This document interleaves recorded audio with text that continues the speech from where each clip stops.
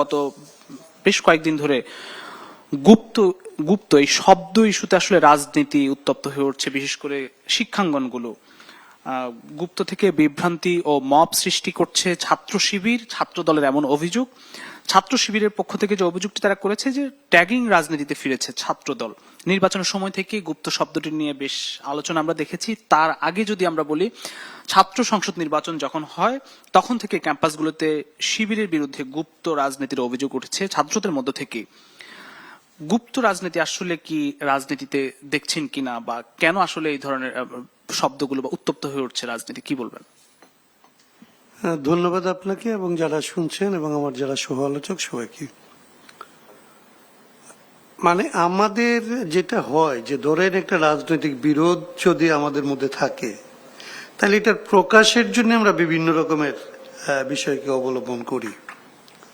তো আমার কাছে মনে হচ্ছে যে গুপ্ত এটা একটা হচ্ছে তার যে বৈশিষ্ট্য, এটা নিয়ে এক ধরনের বিষয় তো আছেই, কিন্তু তার চেয়ে তো বড় ব্যাপার হয়েছে যে আসলে এই সরকারি দল এবং বিরোধী দল কিংবা তাদের যে আসলে ছাত্র সংগঠন এবং বিরোধী দলের ছাত্র সংগঠন, তাদের মধ্যে মাঠে এবং সংসদে যে রাজনৈতিক বিরোধিতাটা যেখানে দাঁড়াইছে, সেই বিরোধিতার কেন্দ্রীয় প্রশ্নগুলিকে ঠিক মতো অ্যাড্রেস না করে অন্যান্য জায়গাকে আসলে অন্যান্য অনুষঙ্গকে প্রদান করার যে একটা প্রবণতা বাংলাদেশের রাজনীতি থাকে।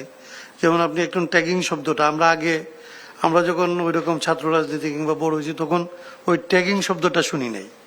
এখন ট্যাগিংটা খুব গুরুত্বপূর্ণ মনে হয় রাজনীতি।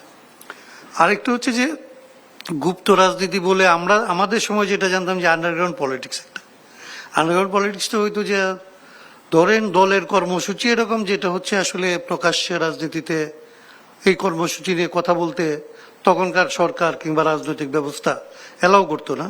তাইলে তাকে রাজনীতি করার জন্য রাজনৈতিকভাবে তার কর্মসূচিটা যখন সে গোপনে প্রচার করত এবং তাদের অবস্থান যখন তারা গোপন রাখতো, তখন এটাকে বলা হতো যে আন্ডারগ্রাউন্ড পলিটিক্স। এটা গুপ্তকে যেভাবে ধরেন নেগেটিভ অর্থে কিংবা শ্লেষাত্মক ভাবে কিংবা আসলে করার জন্য বলা হচ্ছে, তখনকার আন্ডারগ্রাউন্ড পলিটিক্সকে এইরকম একটা শ্লেষাত্মক ভঙ্গিতে বলা হতো না।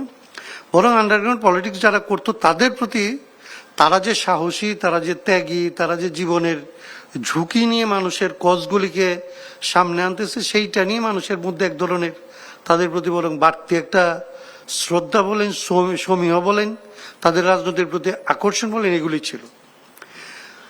এখন যেটা দাঁড়াইছে সেটা হচ্ছে যে আপনি জামাত শিবিরকে নিয়ে, এখন ধরেন শিবিরকে নিয়ে প্রধানত এই আলোচনাগুলি হয়। শিবির আওয়ামী লীগের সময় মনে করা হয়েছে যে তারা এক ধরনের প্রেশারের মধ্যে আছে, তাদেরকে আসলে ব্যাড নেম দিয়ে তাদেরকে তখনকার সরকার কিংবা সরকারি ছাত্র সংগঠন তাদের উপর জুলুম করছে কিংবা তাদের উপর নির্যাতন করছে। এই রকমের পরিস্থিতিতে সাধারণভাবে এর আগে গুপ্ত রাজনীতি যেটা, সে তার নিজের রাজনীতি করত, নিজের রাজনীতি করার জন্য সে আন্ডারগ্রাউন্ডে গেছে, সে তার পরিচয় গোপন করে। এখন যেটা সেটা পরিচয় গোপন করে তার প্রতিপক্ষের মধ্যে অবস্থান নেওয়া। ধরেন শিবির তার যে রাজনীতি এটা পরিত্যাগ করলো, দৃশ্যত পরিত্যাগ করে যে জুলুম করতেছে জুলুমের অংশীদার হইল এবং সেইখানে সে জুলুমবাজের ভূমিকায় অবতীর্ণ হইল।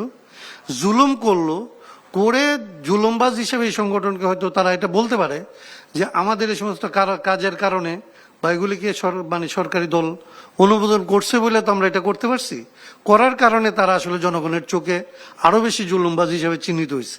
এবং যখন তারা দেখছে যে অন্য একটা ঘটনা ঘটছে, পট পরিবর্তন হয়েছে, তখন তারা বলছে যে না, আমরা তো এটা ছিলাম না, আমরা তো ওইটা ছিলাম। তাতে দুই রকমের প্রবলেম তৈরি হয়। একটা হচ্ছে যে